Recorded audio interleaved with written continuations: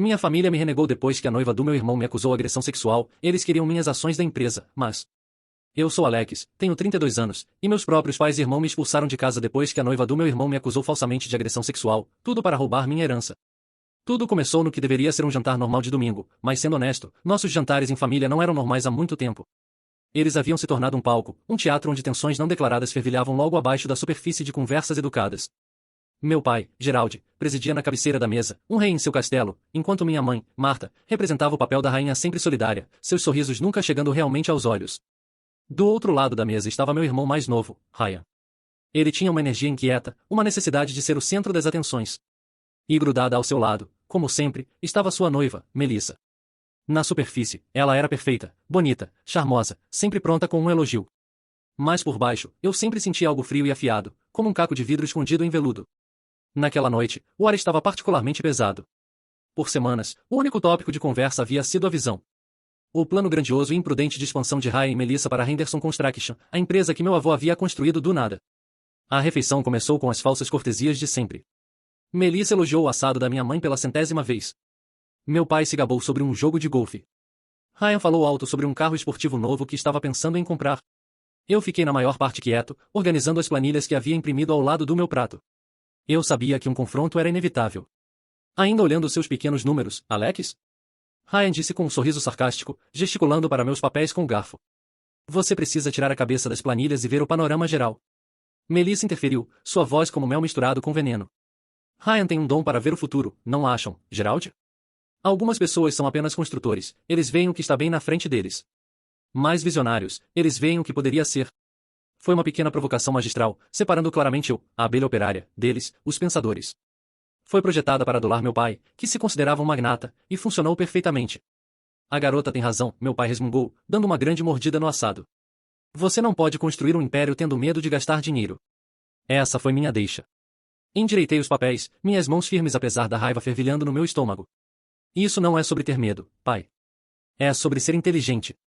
Fiz as projeções, esse plano de construir um arranha-céu de luxo no centro. É um exagero massivo. Teríamos que usar como garantia todos os ativos que a empresa tem. Só os pagamentos de juros seriam astronômicos. Uma queda no mercado, um atraso na construção, e poderíamos perder tudo. Tudo que o vovô construiu. Apresentei tudo claramente, logicamente. Apontei para as proporções de dívida-receita, os relatórios de volatilidade do mercado, as avaliações de risco. Eu não estava sendo emocional. Estava apresentando fatos. Ryan apenas riu. Foi um som condescendente, desdenhoso. Fatos e números. Alex, você está preso no passado. Este é um projeto de legado. A Torre Henderson. Vai colocar nosso nome no mapa. Você não pode colocar um preço nisso. Na verdade posso, retruquei, batendo em um número na planilha. E o preço é falência se isso der errado. Ele está apenas com ciúmes, Melissa sussurrou, alto o suficiente para todos ouvirem. Ele não suporta que Ryan tenha uma ideia tão grande. A discussão degenerou a partir daí. Meus pontos calmos e baseados em fatos foram abafados pelos apelos deles à emoção, ego e ambição. Eles não eram uma família discutindo um plano de negócios. Eram uma matilha de lobos, e eu era o único dissidente no caminho de sua festa. Senti uma profunda sensação de exaustão me dominar. Era sem esperança. Eu não vou fazer parte disso, finalmente disse, minha voz baixa e firme. Empurrei minha cadeira para trás da mesa. Não vou assinar nenhum empréstimo. Não vou aprovar esses orçamentos. Vocês estão apostando com o legado da nossa família, e eu não vou permitir. Saí da sala de jantar e fui para a cozinha, precisando de um momento para me recompor. O silêncio do cômodo foi um alívio, mas não durou muito. Melissa me seguiu alguns minutos depois. A máscara encantadora havia sumido. Seu rosto estava duro. Seus olhos estreitaram em fendas. Você realmente acha que pode parar isso, não é? Ela sibilou, sua voz baixa e venenosa. Não vou deixar você falir esta empresa, Melissa. Ela deu um passo mais perto, seus lábios se contorcendo em um sorriso desdenhoso. Esta empresa precisa se libertar do passado. Precisa se libertar das ideias empoeiradas e velhas do seu avô. E, acima de tudo, precisa se libertar de você. Você é um obstáculo, Alex, e obstáculos são removidos. Antes que eu pudesse responder, sua expressão mudou. A dureza desapareceu, substituída por um olhar teatral de medo. Ela se afastou de mim, seus olhos se arregalando. E então ela soltou um grito de cortar o coração. Foi tão súbito, tão calculado, que tirou meu fôlego. Meus pais e Ryan romperam na cozinha, seus rostos uma mistura de alarme e confusão.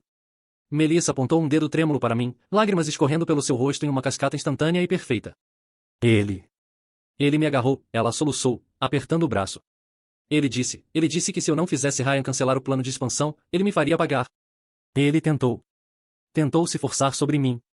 O mundo ficou silencioso. O zumbido da geladeira. O tic-tac do relógio. Tudo simplesmente parou. Olhei para ela, minha mente incapaz de fazer a ponte entre a realidade e a ficção insana que ela estava vomitando. Olhei para minha família, minha linha de vida, esperando que vissem o absurdo disso, que me defendessem. Mas a expressão em seus rostos não era de descrença. Era algo muito pior. Era um lampejo sombrio e arrepiante de validação. Como se essa mentira monstruosa fosse a peça final de um quebra-cabeça que eles haviam estado secretamente montando. O rosto do meu pai endureceu em uma máscara de granito de nojo. Ele nem mesmo olhou para mim. Seu olhar estava fixo em Melissa, sua voz um rosnado baixo. Isso é verdade? Sim, ela gritou, colapsando nos braços de Ryan. Ryan me lançou um olhar de puro ódio. Eu vou te matar, ele articulou silenciosamente. Meu pai se virou para mim então, e seus olhos eram os olhos de um estranho. Não havia dúvida neles, nenhuma pergunta. Apenas condenação. Saia da minha casa. Minha própria voz soou como se viesse de uma grande distância. O quê? Pai, você não pode acreditar nisso. É mentira. Ela está mentindo. Saia, ele repetiu, sua voz perigosamente baixa. Deu um passo em minha direção. Mas antes de você ir, vai fazer uma coisa. Vai assinar suas ações. Seus 40%. Você trouxe vergonha para esta família. O mínimo que pode fazer é nos dar os meios para proteger sua reputação. A natureza fria e clínica da demanda foi o que finalmente quebrou meu choque. E isso não era uma reação espontânea. Era um ultimato que eles haviam preparado. Este era o movimento de checkmate em um jogo que eu nem sabia que estava jogando. Não, consegui dizer, a palavra rasgando minha garganta. Nunca. Bem. Meu pai cuspiu, seu rosto contorcido de raiva. Apontou um dedo trêmulo para a porta. Então você não é mais parte desta família. Você não é mais meu filho. Saia da minha vista antes que eu faça algo que nós dois vamos lamentar. Olhei para minha mãe. Ela estava parada no balcão, torcendo as mãos, seu rosto pálido. Ela não encontraria meus olhos. Seu silêncio foi a traição mais profunda de todas. Ela estava deixando acontecer. Me virei e saí. Caminhei pela casa onde cresci, passando pelas fotos na parede de uma família sorridente e feliz que não existia mais. Cada passo parecia caminhar sobre vidro quebrado. Não peguei minhas chaves, minha carteira, nada. Apenas caminhei para fora da porta da frente e para o ar frio da noite. A porta bateu atrás de mim, o som final, absoluto. Fiquei no gramado bem cuidado, os aspersores ligando com um silvo suave, e eu estava completa e totalmente sozinho. Eles não apenas me renegaram, eles me marcaram, e eu estava apenas começando a entender as profundezas de sua conspiração. O ronda surrado do Marcos parecia uma nave espacial voando através de uma galáxia alienígena. Nada parecia familiar. Nada parecia real, meu mundo inteiro havia sido virado do avesso no espaço de 10 minutos. Enquanto Marcos dirigia, não dizendo nada, apenas deixando o silêncio ser, minha mente escapou do presente sufocante e fugiu para o passado. Eu tinha 17 anos novamente, coberto de serragem e suor. Sentado na traseira da picape Ford empoeirada do meu avô. Era o fim de um longo e quente dia de verão em um canteiro de obras. Ele me deu uma garrafa de água gelada, e ficamos sentados por um tempo, apenas observando o esqueleto de uma casa que estávamos construindo se destacar contra o sol poente. Ele era um homem quieto, meu avô. Acreditava que o valor de um homem estava em seu trabalho, não em suas palavras. Mas naquele dia, ele falou. Seu pai vê uma casa, disse, sua voz um ronco baixo. Ele é bom em vendê-la. Seu irmão, Ryan, é igual. Eles veem o apelo do meio-fio, os acabamentos chiques. Eles veem a margem de lucro. Ele pausou, tomando um longo gole de água. Mas eles não veem os ossos. Eles não respeitam a fundação, as vigas, as paredes de sustentação, as coisas que você não pode ver. Mas sem elas, a coisa toda desaba. Ele se virou e me olhou direto nos olhos. Seus olhos eram azul claro, claros e afiados. Você vê os ossos, Alex. Eu tenho observado você. Você confere as medidas 2 vezes. Você pergunta por quê. Você entende que o que está por baixo é o que mais importa. Você é um construtor. Eles são decoradores. Foi o dia em que ele me levou ao seu advogado, Jonathan Pierce. Ele me sentou naquele escritório imponente, com painéis de madeira, e explicou seu testamento. Ele explicou a parcela de 40%. Não é uma recompensa, filho, ele havia dito ternamente, sua mão no meu ombro. É um fardo. É uma âncora. É para impedir que este navio que construí seja navegado para as rochas por uma tripulação que está mais interessada na velocidade do que no destino. Você é a âncora, Alex. Você tem que se manter firme, não importa quão forte o vento sopre. Depois que ele faleceu, senti a verdade de suas palavras todos os dias. Os 40% não eram uma fonte de orgulho. Era uma fonte de atrito. Em reuniões familiares, meu pai fazia piadas sobre eu ser o verdadeiro chefe. Ryan reclamava que suas ideias eram sempre rejeitadas pela minha perspectiva conservadora. Eles viam minha cautela como controle, minha prudência como um insulto pessoal. Agora, fugindo a toda velocidade dos destroços da minha vida, finalmente entendi o verdadeiro peso de suas palavras. O vento não estava apenas soprando. Era um furacão. E a tripulação não era apenas imprudente. Eram amotinados. Eles não queriam apenas mudar o curso. Queriam afundar a âncora e reivindicar o navio para si mesmos. Os sinais estiveram lá o tempo todo, é claro. Sempre estão, quando você olha para trás. As pequenas injustiças, as mudanças sutis de lealdade. Lembrei de um dia de ação de graças, alguns anos depois que Ryan e Melissa ficaram noivos. Eu havia levado minha então namorada, uma garota doce de uma das minhas aulas de arquitetura. Melissa havia sido educada com ela na cara, mas a peguei mais tarde na cozinha com minha mãe, sussurrando, em um pouco simples para ele, não acham? Ele precisa de alguém com mais ambição. Minha mãe apenas acenou, um sorriso conspiratório no rosto. Minha namorada e eu terminamos alguns meses depois. Ela disse que nunca se sentiu bem-vinda na minha família. Era sempre assim. Ryan era o filho de ouro. Suas falhas remolduradas como peculiaridades charmosas. Quando ele acumulou dívidas no cartão de crédito em uma ideia de negócio que não deu em nada, meu pai pagou tudo, chamando de investimento em seu espírito empreendedor. Quando eu queria fazer um empréstimo para meu primeiro carro, meu pai insistiu em um plano detalhado de pagamento com juros. Ele chamou isso de ensinar responsabilidade financeira. Na época, pensei que ele estava sendo um bom pai. Agora, vi que era apenas outra maneira de me manter no meu lugar, de me lembrar que Ryan era o príncipe e eu era o garoto do estábulo.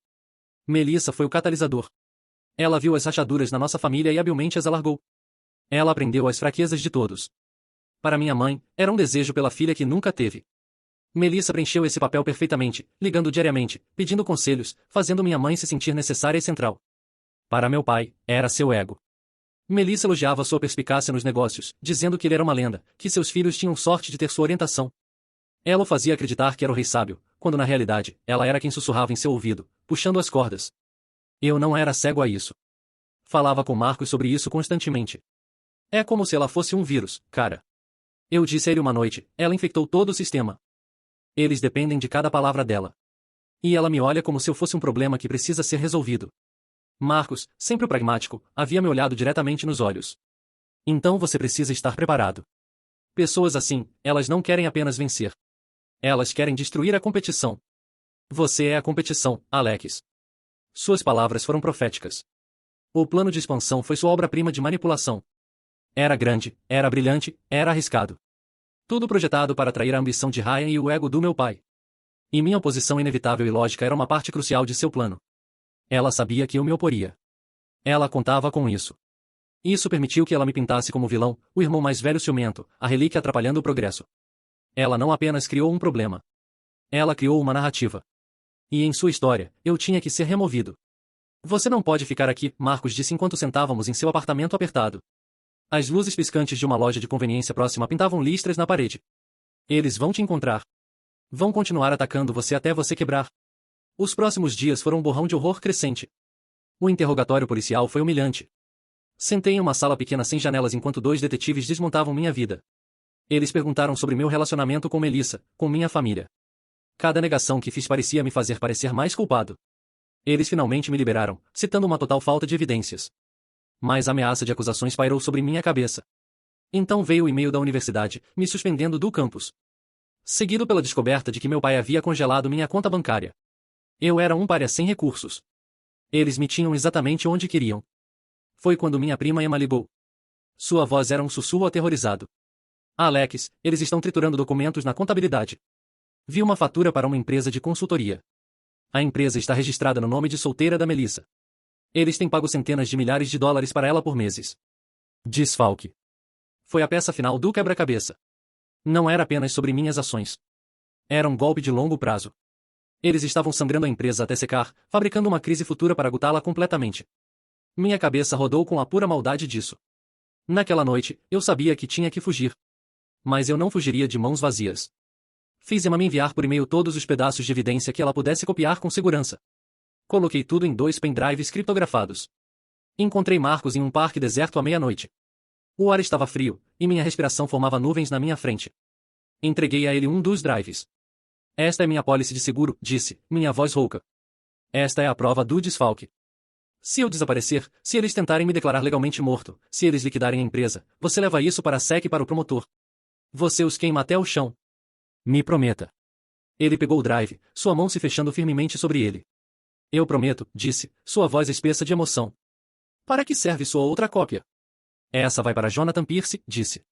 O advogado do vovô. Vou vê-lo amanhã. Preciso que ele saiba que estou vivo e que não estou renunciando à minha herança. Não importa o que. O encontro com Pierce foi breve.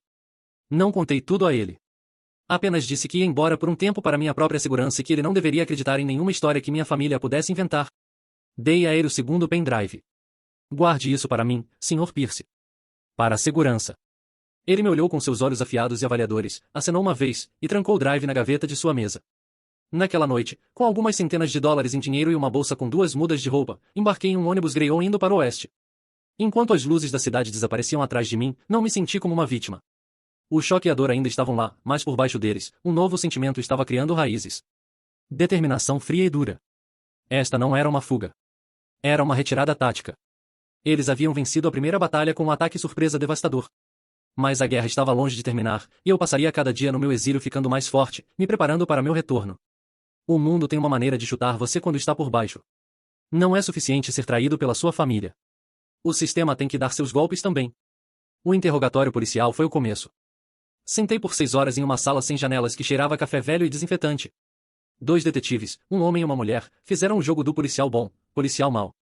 O homem, detetive Miller, era implacável. Então, você está nos dizendo que ela apenas gritou sem motivo? Uma mulher bonita, noiva do seu irmão. Por que ela faria isso, Alex? As pessoas não inventam coisas assim. Eu não sei, disse pela 10ª vez, minha voz rouca. Você teria que perguntar a ela. Foi sobre o negócio. Ela me queria fora. O negócio, ele escarneceu, inclinando-se para a frente, certo? Você perde uma discussão sobre dinheiro, então decide partir para o físico com a noiva do seu irmão? É uma jogada de poder clássica. Você se sentiu emasculado, então afirmou sua dominância. É assim que funciona, não é? A policial boa, detetive Tim, então intervinha. Apenas nos diga o que aconteceu, Alex. Talvez tenha sido um mal-entendido. Talvez você apenas tenha ido longe demais. Podemos te ajudar se você for honesto conosco. Foi um pesadelo. Eles distorceram cada palavra minha, enquadrando meu choque como culpa, minha confusão como engano. Quando finalmente me liberaram, com a admissão relutante de que não havia evidência física para apoiar a queixa da denunciante neste momento, me senti violado, como se tivessem me despido nu e me achado culpado mesmo assim. O e-mail do reitor da minha universidade foi o próximo golpe. Foi uma obra-prima de covardia burocrática. A frase para garantir a segurança e conforto do nosso corpo estudantil ecoou nos meus ouvidos. Estava sendo tratado como um leproso. Imaginei os sussurros, os rumores se espalhando como fogo. Meu nome, aquele que meu avô havia tornado sinônimo de integridade, agora estava associado a algo vil. Tentei ligar para alguns amigos do meu programa de arquitetura, pessoas com quem havia passado inúmeras noites trabalhando em projetos. As conversas foram excruciantes. Oi, cara, eu. Ouvi que algo aconteceu, um deles gaguejou. É mentira, Kevin. Uma mentira completa. É, cara, é claro. Escuta, preciso correr. Nós. Vamos conversar depois. Ele nunca ligou de volta. Nenhum deles ligou. O isolamento foi absoluto. Era como se todo o meu mundo social tivesse sido tapado e condenado. Marcos era meu único contato humano, minha única ligação com a pessoa que eu costumava ser. A descoberta de que minha conta bancária estava congelada foi o momento em que realmente entendi o escopo de seu ataque. Não era apenas um ato emocional de raiva. Era uma estratégia fria e calculada para me deixar impotente. Lembro de estar no saguão do banco, a funcionária educada mais firme me olhando com pena. O nome do seu pai nunca foi removido como consignatário, ela explicou novamente. Lembrei do dia em que meu pai me levou para abrir aquela conta. Eu tinha 16 anos. Ele havia feito um grande discurso sobre ser meu primeiro passo em direção à independência financeira. Um homem precisa ter seu próprio dinheiro, ele havia dito, batendo no meu ombro. Era tudo mentira. Era apenas outra coleira, uma que ele havia mantido escondida por 16 anos, pronta para ser puxada no momento em que eu saísse da linha. Saí do banco e apenas comecei a caminhar. Não tinha destino. A cidade parecia alienígena, hostil. Cada pessoa que olhava para mim parecia um juiz. Eu estava sem dinheiro, desonrado e completamente sozinho. Acabei em um parque, sentado em um banco observando crianças brincarem nos balanços. Vi um pai empurrar sua filha, sua risada ecoando no ar fresco do outono. A alegria simples e pura disso foi como uma faca no meu estômago. Esse era um mundo ao qual eu não pertencia mais. Senti um desespero tão profundo que era um peso físico pressionando meu peito, dificultando a respiração. Por um momento fugaz e aterrorizante, pensei em apenas desistir. Apenas ligar para eles, implorar por perdão, assinar os papéis, qualquer coisa para fazer a dor parar. Então pensei no meu avô. Pensei em suas mãos calejadas, o orgulho em seus olhos quando olhava para uma estrutura bem construída. Ele nunca desistiu. Ele havia enfrentado falência nos primeiros dias, recessões, parceiros desonestos. Ele sempre lutou de volta. O pensamento foi como um respingo de água fria no rosto. Desistir não era uma opção. Seria a traição final de sua memória. Esse foi o ponto de virada. O fundo do poço não é apenas um lugar de desespero. É uma superfície sólida. Você não pode cair mais. A única direção a seguir é para cima. Eu sabia então que tinha que desaparecer. Tinha que deixar Alex Henderson, a vítima, morrer para que uma nova pessoa, uma sobrevivente, pudesse nascer das cinzas. A viagem de ônibus foi uma jornada de 24 horas para o anonimato. Observei a paisagem da minha vida borrar e mudar, dos subúrbios familiares da minha casa para as planícies planas intermináveis do centro-oeste, e finalmente para uma cidade espalhada e indiferente onde ninguém conhecia meu nome. Encontrei um quarto para alugar em uma pensão que cheirava a repolho cozido e arrependimento. Meus companheiros de pensão eram fantasmas como eu, pessoas fugindo de algo, suas histórias gravadas em seus rostos. Nunca fizemos perguntas uns aos outros. Havia um código não falado de privacidade. Meu primeiro dia procurando trabalho foi uma lição de humildade. Fui a um local de despacho de trabalho diário às 5 da manhã. Estava parado em uma multidão de 50 outros homens, todos nós esperando pelo salário de um dia. Eu era um estudante de arquitetura com mãos macias e uma mente cheia de projetos. Aqui eu era apenas um corpo. Um cara encarregado, com uma prancheta e um charuto, me olhou de cima a baixo. Já fez demolição? Ele gritou. Não, mas aprendo rápido, disse. Ele riu. Tanto faz. Precisamos de um cara para carregar entulho. $12 por hora. Pega ou larga. Eu peguei. Naquele primeiro dia, carreguei drywall, madeira estilhaçada e concreto quebrado por 10 horas seguidas. Meus músculos gritaram. Tive bolhas nas mãos que estouraram e sangraram. Voltei para meu quarto, desabei no meu colchão irregular e dormi como um morto. Mas me levantei e fiz de novo no dia seguinte. E no próximo. Lentamente, meu corpo endureceu. Minhas mãos desenvolveram calos. Aprendi como balançar uma marreta, como estruturar uma parede, como fazer o próprio trabalho com que meu avô havia começado. Havia uma satisfação estranha e brutal nisso. Eles haviam tirado meu futuro de colarinho branco, então eu construiria um novo com minhas próprias mãos de colarinho azul. À noite, a biblioteca pública se tornou meu santuário. O silêncio e as fileiras intermináveis de livros eram um bálsamo para minha alma esfarrapada. Usei seus computadores para me inscrever em cursos online. Ensino. Parecia certo. Era sobre construir algo diferente. Conhecimento, confiança, futuros. Era o oposto polar da destruição que havia deixado para trás. Vivi assim por 2 anos. Um fantasma de dia, um estudante à noite. Guardei cada dólar que pude. Vivendo de macarrão instantâneo e café barato. Não tinha amigos, vida social. Meu único objetivo era a credencial silenciosa que estava ganhando. Um crédito de cada vez. Houve momentos de solidão esmagadora. Momentos quando a memória da traição da minha família surgia e ameaçava me afogar. Mas toda vez que isso acontecia, eu agarrava os calos nas minhas mãos e lembrava da promessa que fiz para mim mesmo. Eles me haviam derrubado. Mas eu era um construtor. E eu não seria quebrado. O mundo de Daniel, uma nova fundação. A carta do escritório do promotor foi minha proclamação de emancipação. Ler as palavras oficialmente encerrado foi como um peso físico sendo tirado dos meus ombros. Eu não havia percebido quanta da minha energia havia sido consumida pelo medo de baixo grau daquela investigação.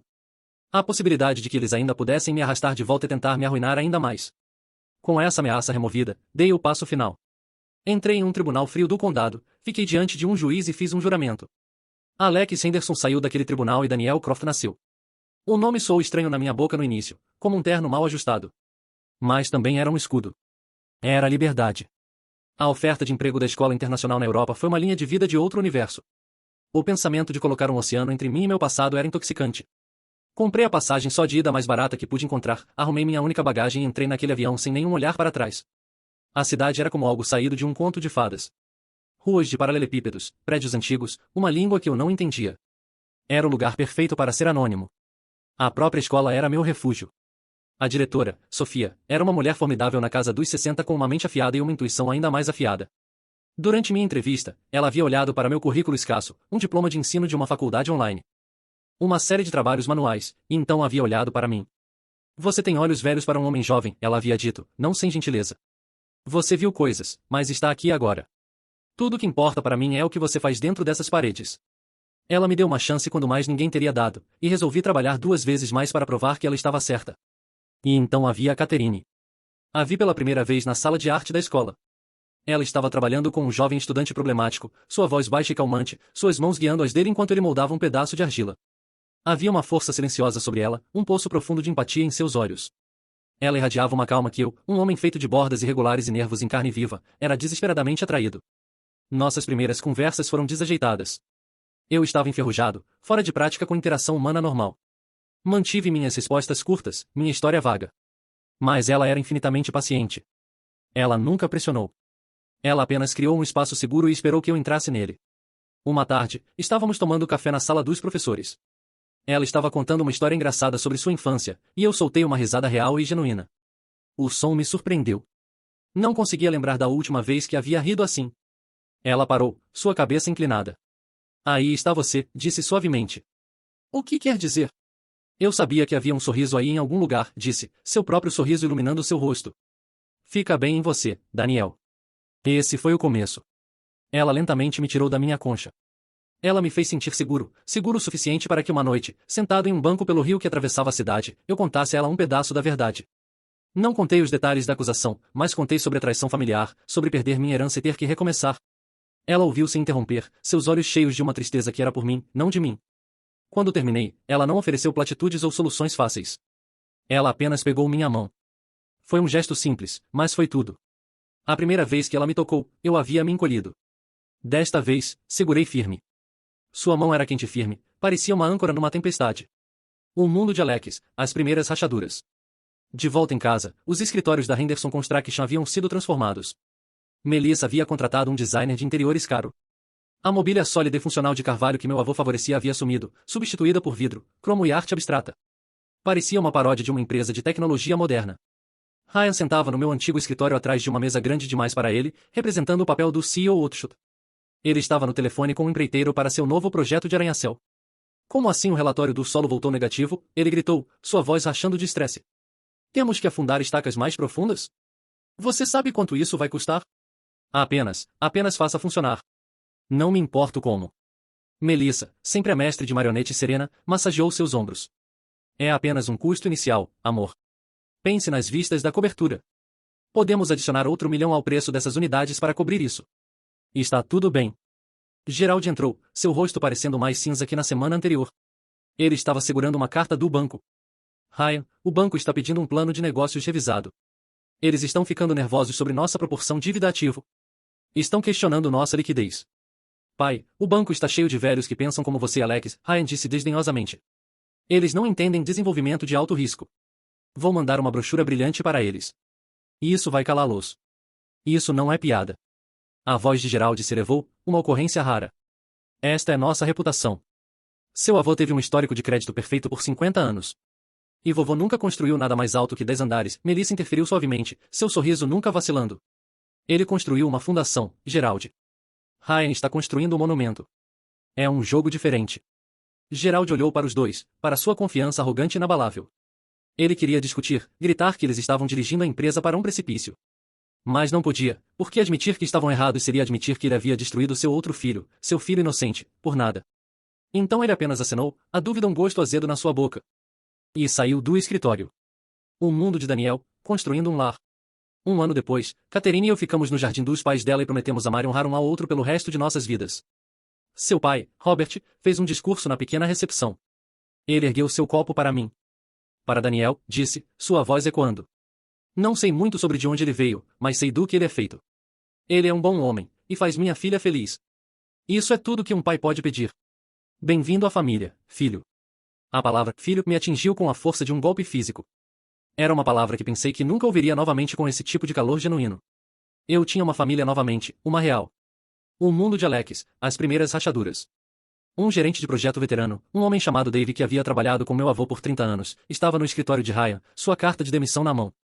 Não posso fazer isso, Ryan, disse, sua voz pesada de arrependimento. Os padrões de segurança no canteiro da torre são uma piada. Você está cortando custos para compensar os estouros de orçamento.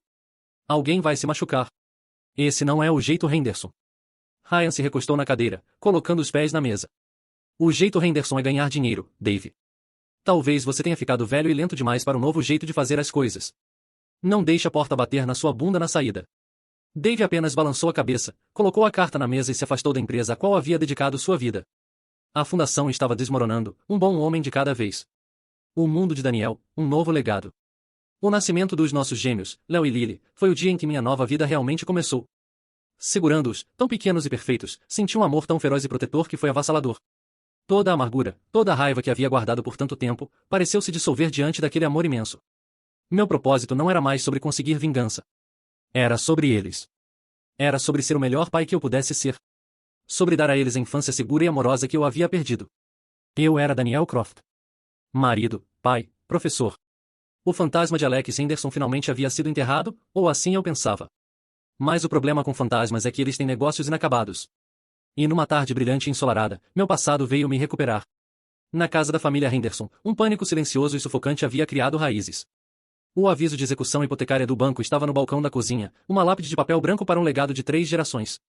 A Torre Henderson, o monumento de Ryan ao seu próprio ego, ficava meio acabada, um esqueleto de aço e dívida contra o horizonte da cidade. Todo o trabalho havia parado. A empresa estava insolvente. Gerald passava seus dias vagando pela casa como um fantasma. O trabalho de sua vida, e de seu pai antes dele, virou cinzas na sua boca. Ele havia sacrificado um filho pela ambição do outro, e agora havia perdido ambos junto com tudo mais. O peso de suas escolhas estava o esmagando. Foi nesta atmosfera de desespero silencioso que o mundo cuidadosamente construído de Melissa começou a se desfazer. Seu telefone era sua linha de vida para seu mundo secreto, e havia começado a travar e quebrar. Naquela noite, ela estava esperando uma ligação de seu amante, uma ligação sobre os fundos minguantes em sua conta secreta. Seu pânico a fez descuidada. Gerald, pelo amor de Deus, você pode fazer alguma coisa com essa porcaria? Ela gritou, empurrando o telefone nas mãos dele. Não era um pedido. Era uma ordem de uma mulher acostumada a conseguir o que queria. Ela estava consumida demais por seus próprios problemas para lembrar que estava lidando com um homem no limite. Gerald pegou o telefone, seus dedos dormentes. Ele era um homem de uma era diferente. Mal sabia como usar seu próprio telefone, muito menos o dela. Tentou desligar e ligar. Quando a tela piscou de volta à vida, estava inundada com uma série de notificações de um aplicativo de mensagens. Ele não reconheceu o nome, mas as prévias das mensagens o fizeram parar de respirar. Mel, temos um problema sério. O dinheiro quase acabou. O que você quer que eu faça? Ryan está quebrado. A família toda está quebrada. Não consigo parar de pensar no irmão dele. Nós o destruímos. Por isso. Por nada. Não consigo dormir à noite. As mãos de Gerald começaram a tremer violentamente. Com um dedo trêmulo, conseguiu tocar na notificação, abrindo o aplicativo. A senha dela era o aniversário de Ryan. A pura preguiça arrogante disso o fez querer vomitar. E então ele viu tudo. Anos de mensagens. Não apenas um caso, mas um relacionamento parasitário de longo prazo. Eles haviam estado planejando isso desde antes do noivado. Eles falavam sobre Ryan com um desprezo que tirava o fôlego. Eles o chamavam de ganso dos ovos de ouro. E eles falavam sobre mim. Ele leu as mensagens onde planejaram a acusação. Melissa havia escrito, tem que ser algo imperdoável. Algo que faça o próprio pai expulsá-lo. A agressão é perfeito. Ninguém nunca acredita no homem. Seu amante havia respondido, você é um gênio, Mel. Um gênio lindo e malvado. O telefone escorregou dos dedos sem vida de Gerald e bateu no chão. O som foi como um tiro na casa silenciosa. Ele deslizou pela parede e sentou pesadamente no carpete, a cabeça nas mãos. Não era apenas uma mentira. Era um câncer. Uma doença que ele havia voluntariamente deixado entrar em sua casa. Uma doença que ele havia ajudado a espalhar até que consumisse tudo. Ele não havia apenas sido cego. Ele havia sido um participante ativo e voluntário na destruição do próprio filho. A dor que o atingiu foi uma onda gigante, puxando-o para baixo. Ele ofegou por ar, um som áspero e soluçante. Por 5 anos, ele havia vivido com a culpa silenciosa e roedora de sua decisão. Mas ele havia se justificado, dizendo a si mesmo que era para proteger a família, para proteger o negócio. Ele viu agora que não havia protegido nada. Ele havia apenas destruído. Naquele momento de clareza absoluta e esmagadora da alma, ele soube que havia apenas um caminho restante. Não era um caminho para o perdão. Ele sabia que havia perdido esse direito para sempre. Era um caminho para a expiação. Ele tinha que me encontrar. Ele tinha que me dar a verdade, a única coisa que lhe restava oferecer. Era uma oferta lamentável por uma vida roubada, mas era tudo o que ele tinha. Era um sábado perfeito. O tipo de dia que parece um presente. Eu estava no chão da nossa sala cheia de sol, construindo um magnífico castelo de Lego com Léo, enquanto Lily sentava por perto, colorindo cuidadosamente uma figura de uma princesa. O som de sua conversa feliz era a trilha sonora da minha vida. Lá fora, podia ouvir Catherine cantando junto com o rádio enquanto cuidava de seu jardim. O ar cheirava a terra de vaso, café fresco e o contentamento simples e profundo de uma vida bem vivida. Então veio a batida na porta. Não uma batida firme e confiante, mas uma batida suave e hesitante, como se a pessoa do outro lado tivesse medo do som. Eu atendo, gritei, me desenrolando da fortaleza de Lego. Caminhei até a porta, esperando ver um entregador ou um dos nossos vizinhos amigáveis. Abri e o mundo parou. Era ele, meu pai, mais uma versão dele que o tempo havia devastado. O homem arrogante e poderoso que eu lembrava havia sumido, substituído por um estranho curvado e de olhos vazios. Seu terno caro estava amarrotado, seu rosto era um mapa rodoviário de linhas cinzas e cansadas, e seus olhos guardavam um universo de desespero. Ele parecia um homem que havia sido esvaziado por dentro. Ah, Alex. O nome foi um fantasma em seus lábios, um sussurro quebrado e áspero. Minha mente entrou em curto-circuito. Todos os mecanismos de defesa que havia construído ao longo de 5 anos se estilhaçaram num instante. A sala pacífica e ensolarada desapareceu. Eu estava de volta na cozinha dos meus pais, o cheiro de assado no ar, o som do grito de Melissa ecoando nos meus ouvidos. Eu não era Daniel Croft, o pai de 37 anos. Eu era Alex Henderson, o pai de 32 anos, sendo condenado por seu próprio sangue. Uma onda maremoto de emoção pura e primitiva, medo, raiva, dor, surgiu através de mim. Foi um instinto, um reflexo. Sem um pensamento consciente, bati a porta com força. O estrondo reverberou através da nossa casa silenciosa, uma intrusão violenta de um mundo que pensei ter deixado para trás. O barulho súbito assustou as crianças. Lily derrubou seu giz de cera, e o rosto de Léo se contraiu quando ele começou a chorar. Catherine correu do jardim, suas mãos sujas de terra, seu rosto uma máscara de preocupação. Daniel? Meu Deus, o que foi isso? Quem está na porta? Não consegui responder. Caí de joelhos e puxei meu filho para meus braços, segurando-o apertado, meu próprio corpo tremendo com uma violência que me aterrorizou. O passado não estava enterrado. Ele havia encontrado meu endereço. Catherine absorveu a cena, eu. Tremendo no chão, nosso filho soluçando, a porta batida. Sua expressão endureceu. A gentil arte-terapeuta desapareceu, e em seu lugar estava uma leoa protegendo seus filhotes. Seus olhos, geralmente tão cheios de calor, agora tinham um brilho de aço frio. Ela se endireitou em sua altura total, caminhou até a porta e a abriu. Ouvi sua voz, baixa, clara e inabalável. Não sei quem você é, mas tem 10 segundos para me dizer por que está aqui e por que fez meu marido parecer que acabou de ver um fantasma. Enquanto Catherine montava guarda na porta, tentei me recompor. Levou alguns minutos, mas com meus filhos me olhando com olhos arregalados e preocupados, encontrei uma reserva de força que não sabia que tinha. Consegui acalmá-los com um desenho animado e então me juntei a Catherine. Levei-a para a cozinha, minhas mãos ainda tremendo, e contei tudo a ela. Toda a verdade feia e sem verniz. O negócio, a confiança do meu avô, o ciúme, a acusação calculada, o desfalque, o exílio. Coloquei os destroços do meu passado na nossa mesa ensolarada da cozinha. Ela ouviu, seu rosto ficando mais pálido a cada palavra. Quando terminei, ela ficou em silêncio por um longo momento. Então se levantou, encheu um copo com água e me entregou. Sua própria mão estava tremendo. Aquele homem, disse, sua voz tensa com uma fúria fria, é um monstro. Todos eles são. Ele não é bem-vindo aqui. Eu sei, disse. Mas Catherine, depois de 5 anos de nada, por que agora? Preciso saber. Ela entendeu. Concordamos que eu encontraria, mas não sozinho, e não na nossa casa. Liguei de volta para ele e disse para me encontrar em um café público no centro da cidade em 1 hora. Quando entramos, ele já estava lá, parecendo pequeno e perdido no café movimentado. Sentei na mesa oposta a ele. Catherine sentou ao meu lado, sua postura irradiando uma energia protetora. Ela não disse uma palavra, mas sua presença era uma fortaleza. Por que você está aqui? Perguntei, minha voz sem emoção. Ele não fez desculpas. Ele não pediu pena. Ele apenas deslizou um telefone pela mesa. Encontrei isso, disse, sua voz um sussurro morto. Era tudo mentira, Alex. Tudo. A empresa se foi. Ela destruiu tudo. Eu destruí você por nada. Peguei o telefone. Parecia tóxico na minha mão. Juntos, Catherine e eu rolamos pelas mensagens. A evidência do caso, a prova da conspiração, a maneira fria e casual como discutiam arruinar minha vida. Uma onda de vindição tonta e nauseante me dominou. Eu não estava louco. Não era uma fantasia paranoica. Era real. Eles realmente haviam feito isso. Catherine soltou um pequeno suspiro afiado enquanto lia as palavras de Melissa sobre a falsa acusação sendo perfeita. Ela estendeu a mão sob a mesa e apertou a minha com força. A casa está sendo executada, Gerald murmurou, olhando para seu próprio reflexo na superfície escura da mesa. Sua mãe, ela não está bem. Ela quer te ver. Ela me disse para te dizer que sente muito. Sente muito? A palavra saiu de mim, afiada e amarga. Ela sente muito? Ou ela sente muito que sua vida confortável acabou? Você não tem o direito de vir aqui, à minha casa, e usar a palavra sinto muito. Você perdeu o direito a essa palavra 5 anos atrás. Me levantei, as pernas da minha cadeira rangendo contra o piso. Esta conversa acabou. Você não vai entrar em contato comigo novamente. Você não vai tentar encontrar minha casa. Você vai ficar longe da minha esposa e dos meus filhos. Se eu te ver ou souber de você novamente, vou conseguir uma ordem de restrição. Você me entende? Ele apenas acenou, seus olhos vazios. Ele parecia um homem que já havia aceitado sua condenação. Saí daquele café, a mão de Catherine firmemente na minha, e pensei que era o fim. Eu tinha a verdade. Era uma verdade amarga e feia, mas era a minha. Finalmente podia fechar a porta no passado. Mas os desesperados não têm limites. Uma semana depois, a ligação veio de Sofia, a diretora da minha escola. Sua voz estava repleta de preocupação. Daniel, recebi várias ligações de uma mulher chamada Martha Henderson. Ela afirma ser sua mãe. Ela estava muito insistente. Primeiro, ela estava apenas pedindo para falar com você, mas então. Ela começou a fazer perguntas sobre seus filhos. Seus nomes, suas idades. Disse a ela que não podia dar essa informação, mas ela foi muito persistente.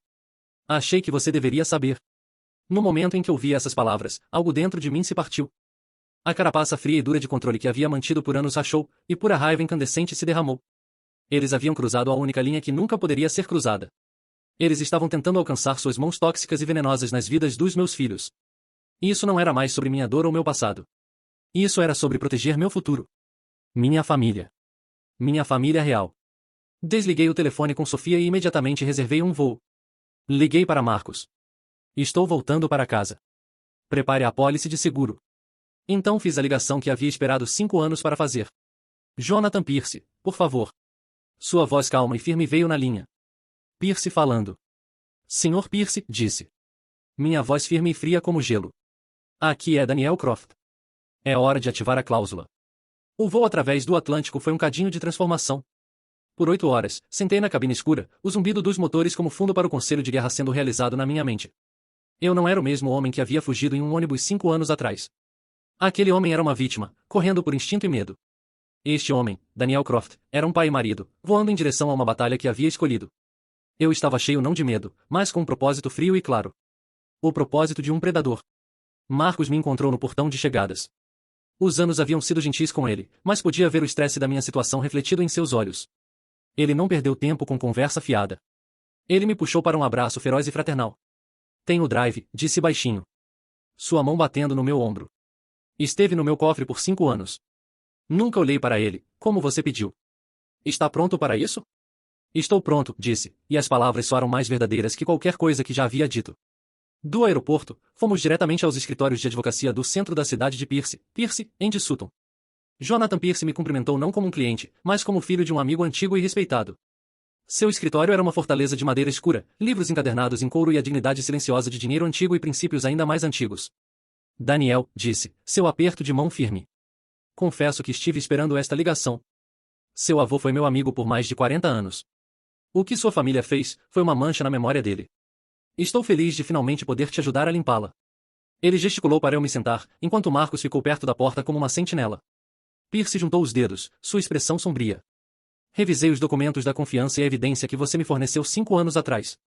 Também contratei um investigador particular para discretamente rastrear o declínio financeiro da Henderson Construction. As condições da cláusula de herança protetiva foram atendidas, não uma, mas múltiplas vezes. Ele explicou a mecânica da cláusula, a previsão brilhante do meu avô. Era uma armadilha legal projetada para disparar no momento em que os chacais tentassem tomar conta do orgulho. A tentativa de me forçar a assinar minhas ações foi o primeiro gatilho. A gestão financeira catastrófica foi o segundo. Seu avô, em sua sabedoria, sabia que uma simples maioria não era suficiente, Pierce elaborou. Ele sabia que eles poderiam tentar diluir suas ações ou usar manobras legais. Esta cláusula é absoluta. É uma transferência automática de sua participação restante de 15% diretamente para você no evento gatilho. No momento em que seu pai te ameaçou aos olhos desta confiança, você se tornou acionista majoritário. Eles apenas não sabiam disso. Um sorriso lento e frio se espalhou pelo meu rosto, provavelmente parecia aterrorizante. Meu avô não havia apenas me deixado um escudo. Ele havia me deixado um canhão escondido, carregado e mirado, esperando meu comando para disparar. Então o que acontece agora? Perguntei. Agora, Pierce disse, um brilho de fogo justo em seus olhos velhos, organizamos uma reunião do conselho, e você, Sr. Croft, finalmente tomará seu lugar na cabeceira da mesa. Fiz ele redigir os papéis. Cartas de cessar e desistir para meus pais sobre qualquer contato com meus filhos. Papéis de demissão para Ryan e Melissa. Uma nomeação de procuração completa para Emma, minha prima, que havia ligado do aeroporto e que havia chorando concordado em ajudar. A peça final da preparação foi uma ligação para meu pai. Sua voz estava fraca, derrotada. Preciso de todos no escritório principal amanhã às 10 horas, disse, meu tom não deixando espaço para discussão. Você, mamãe, Ryan e Melissa. Uma reunião final do conselho. Alex, Daniel, qual é o sentido? Não sobrou nada. Oh, sobrou muito, disse, o sorriso frio retornando à minha voz. Ah, o acerto de contas. Esteja lá. Desliguei. Na manhã seguinte, entrei na sede da Henderson Construction. O saguão caro e sem alma que Melissa havia projetado parecia um túmulo. Passei pela recepcionista, que me encarou com olhos arregalados e confusos, e fui direto para a sala de conferências principal. Todos estavam lá, organizados ao redor da mesa maciça de mogno como figuras numa peça trágica. Meu pai parecia um cadáver ambulante. Minha mãe estava chorando silenciosamente em um lenço. Ryan encarava a mesa sem expressão. Seu brilho de menino dourado completamente extinto. E Melissa? Ela era a única que ainda tinha alguma luta nela. Ela estava me observando com olhos estreitados e calculistas, tentando descobrir o ângulo, tentando encontrar um movimento que ainda pudesse fazer. Fiquei na cabeceira da mesa, o lugar que sempre havia sido do meu avô. Jonathan Pierce ficou à minha direita, sua pasta na mesa. Marcos ficou perto da porta, braços cruzados, um guarda silencioso e imóvel. Minha mãe foi a primeira a falar, sua voz espessa e suplicante. Alex, por favor, podemos consertar isso. Seu pai e eu cometemos um erro terrível. Estávamos errados. Sentimos muito. Meu nome é Daniel, declarei, minha voz ecoando ligeiramente no silêncio tenso. E seu arrependimento chegou cerca de 5 anos atrasado. Também é completamente irrelevante. Ryan levantou o olhar, seus olhos injetados de sangue. Eu juro para você, tentei te encontrar. Liguei e mandei mensagens por meses depois que você saiu. Não sabia o que fazer. Mas mamãe, ela continuava me dizendo que você nos odiava, que nunca queria nos ver de novo. Ela pegou meu telefone uma noite. Deve ter bloqueado seu número. Não soube até papai me contar. Ele lançou um olhar perdido e traído para nossa mãe. Seu choro se intensificou, uma admissão patética de sua traição profunda e silenciosa. Ela não apenas havia falhado em me proteger, ela havia trabalhado ativamente para garantir que eu fosse completa e totalmente expulso. Melissa, vendo seus aliados desmoronando, decidiu lançar sua própria ofensiva. Ela se levantou, seu rosto uma máscara cuidadosamente elaborada de amor trágico. Daniel, me escute. O que fiz foi errado. Eu sei disso. Mas veio de um lugar de um tipo distorcido de amor. Eu tinha tanto ciúme do seu vínculo com sua família, com Ryan. E eu tinha ciúmes de você. Vi sua força, sua inteligência. Acho que uma parte de mim sempre esteve apaixonada por você. A performance foi tão audaciosa, tão completamente sem vergonha, que por um momento fiquei sem palavras. Pierce soltou uma pequena tosse de nojo. Mas foi meu pai quem a calou. Ele levantou a cabeça, e pela primeira vez, viu um lampejo da velha autoridade em seus olhos. Mas desta vez estava direcionada a ela. Fique quieta, Melissa, disse, sua voz um rosnado baixo e perigoso. Ele tirou seu próprio telefone e o jogou no centro da mesa. Tenho suas mensagens. Todas elas. As para seu amante. As onde você chama meu filho de seu ganso dos ovos de ouro. As onde você planeja destruir minha família. Quer que eu as leia em voz alta? O rosto de Melissa foi de pálido a branco como giz. Ela afundou de volta na cadeira como se ele a tivesse golpeado fisicamente. Checkmate. Agora era minha vez. Tirei meu próprio telefone. Não elevei minha voz. Falei calmamente, deixando as imagens falarem por si mesmas. Deslizei o telefone sobre a mesa e uma apresentação de slides começou. Uma foto da minha linda esposa no dia do nosso casamento. Uma foto minha segurando Léo e Lily no hospital. Meu rosto tomado por uma alegria que eles nunca haviam visto. Foto de todos nós numa praia construindo um castelo de areia. Uma foto dos meus filhos abrindo seus presentes de Natal. Isto, disse, minha voz baixa mais chegando a cada canto da sala, é a vida que vocês tentaram roubar de mim. Este é o marido, o pai que vocês tentaram apagar. Estes são os netos que vocês nunca conhecerão. Quero que olhem para essas fotos. Quero que as queimem na memória de vocês. Porque esta felicidade, este amor, está em minha vitória. Não este prédio, não está empresa. Isto. Deixei eles olharem, deixei a realidade do que haviam perdido afundar. Então dei um pequeno aceno afiado para Jonathan Pierce. Ele se levantou, abriu sua pasta e colocou um documento grosso na mesa. Como executor legal da propriedade do falecido John Henderson, anunciou, sua voz preenchendo a sala, estou aqui hoje para executar uma provisão vinculante de seu testamento, a cláusula de herança protetiva. Ele explicou tudo. Estabeleceu a estrutura legal com a precisão de um cirurgião. Citou as datas de suas transgressões. Detalhou o colapso da avaliação da empresa. E então entregou o golpe final devastador. Portanto, a partir deste momento, os 15% das ações da empresa mantidas na confiança Henderson são por meio deste documento automaticamente e irrevogavelmente transferidos para o Sr. Daniel Croft. Combinado com seus 40% originais, ele agora detém uma participação majoritária de 55%. Ele é o único poder controlador indisputado desta corporação. O silêncio que se seguiu foi absoluto. Foi o silêncio da derrota total e completa. Ryan parecia que não conseguia respirar. Minha mãe encarava sem expressão, as lágrimas congeladas em seu rosto. Melissa parecia fisicamente doente. Me levantei, pegando meu telefone. As fechaduras serão trocadas esta tarde. Uma auditoria formal começará amanhã. Vocês todos serão contatados pelos meus advogados. Olhei diretamente para Melissa, especialmente você. Caminhei até a porta com Marcos e Pierce me seguindo. Não olhei para trás. Não precisava. O Império Henderson havia caído. E de suas cinzas, um novo estava prestes a ser construído. A reconstrução. Não voei de volta para a Europa no dia seguinte. Um rei não pode simplesmente ganhar o trono e então abandonar o reino, especialmente um em tal estado de ruína. Eu devia a memória do meu avô e às poucas pessoas boas que ainda restavam na empresa supervisionar a limpeza. Catherine entendeu. Vá, ela me disse no telefone. Conserte a casa dele. Então volte para a nossa. Aquela primeira semana foi um turbilhão de caos controlado. Meu primeiro ato foi reempregar formalmente minha prima Emma e instalá-la como a nova diretora financeira. Seus olhos se encheram de lágrimas quando contei a ela, mas ela endireitou os ombros e começou a trabalhar imediatamente. Ela era uma Henderson, afinal. Tinha o sangue de construtor nas veias. Juntos, descemos ao inferno financeiro que Ryan e Melissa haviam criado. Era uma bagunça emaranhada de empresas de fachada, contas de despesas infladas e contratos vantajosos com comparsas desqualificados. Trabalhamos 18 horas por dia, alimentados por café e um senso justo de propósito. Trouxemos uma equipe de contadores forenses que descobriu a profundidade do desfalque. Melissa não havia apenas roubado centenas de milhares. Ela havia canalizado quase 2 milhões de dólares para fora da empresa ao longo de 3 anos. Meu próximo passo foi enfrentar os funcionários. Convoquei uma reunião de toda a empresa na oficina principal, o espaço cavernoso que era o verdadeiro coração do negócio. Os funcionários restantes se reuniram, seus rostos marcados com incerteza e medo. Eles esperavam ser informados de que a empresa estava fechando de vez. Fiquei em um palco improvisado, uma palete de madeira, e olhei para seus rostos. Meu nome é Daniel Croft, comecei, minha voz amplificada por um pequeno megafone. Alguns de vocês se lembram de mim como Alex Henderson. Sei que, pelos últimos 5 anos, esta empresa perdeu seu caminho. Vocês foram solicitados a cortar custos. Vocês foram desrespeitados. Vocês assistiram o nome que seu avô, John Henderson, construiu como símbolo de qualidade, ser arrastado pela lama. Estou aqui para dizer que, a partir de hoje, isso acaba. Um murmúrio passou pela multidão. Sou o novo proprietário majoritário da Henderson Construction, continuei, e estamos voltando ao trabalho, não do jeito que eles faziam, do jeito que meu avô fazia. Vamos honrar nossos contratos. Vamos pagar nossos fornecedores em dia. Vamos construir coisas que duram. E mais importante, vamos respeitar as pessoas que fazem a construção. Anunciei Emma como a nova CFO.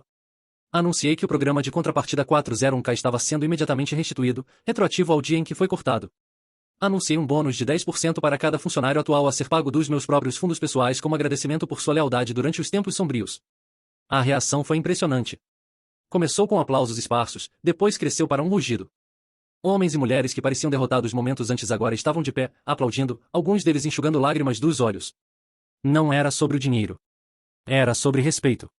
Era o sentimento de esperança retornando a um lugar que havia sido privado dela por muito tempo. No meio disso, tive que lidar com meu pai.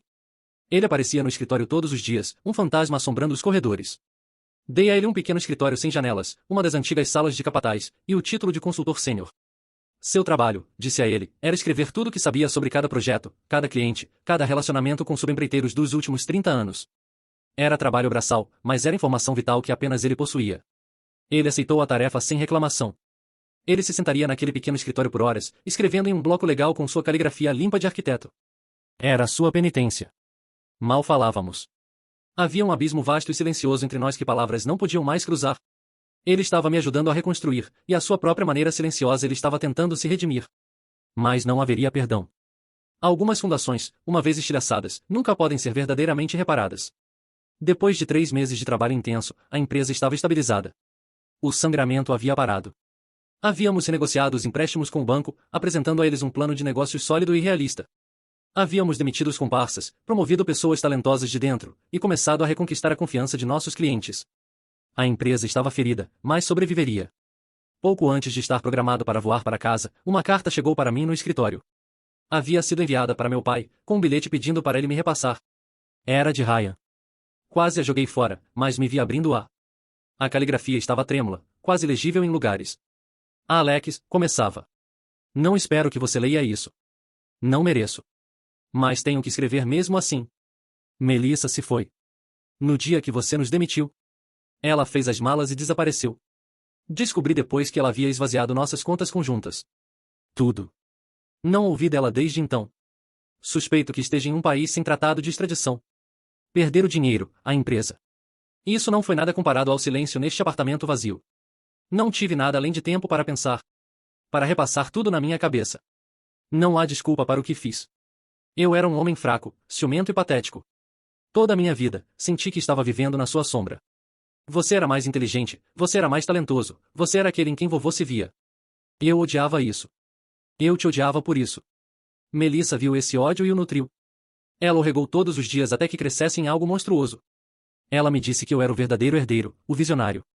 Ela alimentou meu ego, e eu deixei, porque suas mentiras se sentiam melhor que minha verdade. Deixei ela me virar contra meu próprio irmão. Fiquei parado e assisti ela mentir, e me tornei parte dessa mentira. Sei que o que fiz é imperdoável. Joguei fora meu irmão, minha família, minha honra, tudo pela ilusão de poder. Vou viver com isso pelo resto da minha vida. Não estou escrevendo isso para pedir seu perdão. Isso é algo que sei que nunca posso ter. Estou escrevendo porque precisava dizer.